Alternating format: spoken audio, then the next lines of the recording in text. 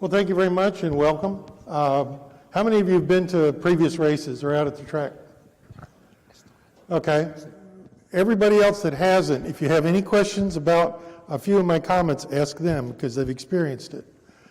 The statement was made in the video, it's hot. Well, you want it hot. Saul's your friend. Saul's also your enemy. They talked about wide brim hats. Be sure to wear them. The big risk at the track compared to road races is it's hot and you're all out in it. On a road race, at least everybody except the driver is in an air-conditioned vehicle. And when I say it's hot, they mentioned air temperatures of 105. We've seen it 114. Almost every year we've been at the track, we've measured the temperature of the concrete in the pits at 136. And 158 at the track on the start-finish line is not unusual at all. So when I say it's hot, Matt Carter made the comment, we go through 200 pounds of ice. That was in the morning. That was before noontime. 400 pounds, 600 pounds a day is not uncommon just to keep liquids flowing. And when he says pallets of water, he means just that. You have got to drink water. Hydrate, hydrate, hydrate. The other comment I'll make about hydration, not iced tea, not caffeinated drinks. At night at dinner, quite often everybody has iced tea. I don't have a big deal personally at that, but you do that all day long, caffeine will help dehydrate you quicker. It's bad for you from that standpoint. I like iced tea. I love it at dinner. I have had teams that drank nothing but Red Bull on cross-country teams. I could not get them to stop until I threatened them to lose points.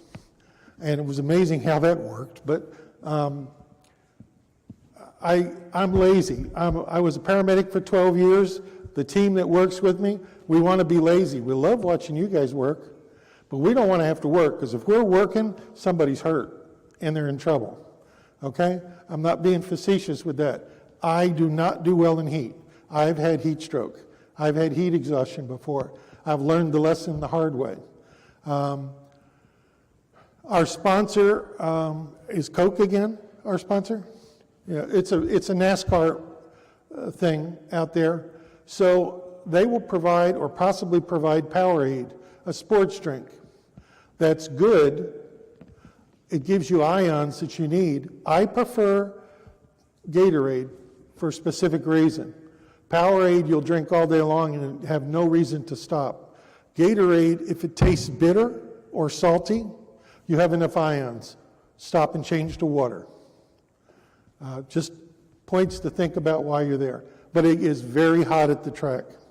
The other thing is, I will be a pain in the neck if the team walks through and we see you without safety glasses and a tool, and you're using a tool. The other thing I would suggest is if you're going to do welding, have some sort of light screen so that the other folks around you are not having their eyesight possibly damaged because of welding. That has been an issue in years past that we've tried to encourage more and more people to bring welding screens, whether they're just a translucent tarp or something that you use that's rated for welding. That's it for me. We will get with you before registration. You'll probably get some information about your radios. We'll try to coordinate that with you at registration. But anything else? Nope. Thanks, Fred. Ooh, sorry. So I will sort of tag along with the welding curtain thing. We will encourage you that if you're going to be welding, that not only do you get a welding curtain, to get a welding blanket to protect the floor of the garage. Many teams have damaged the nice,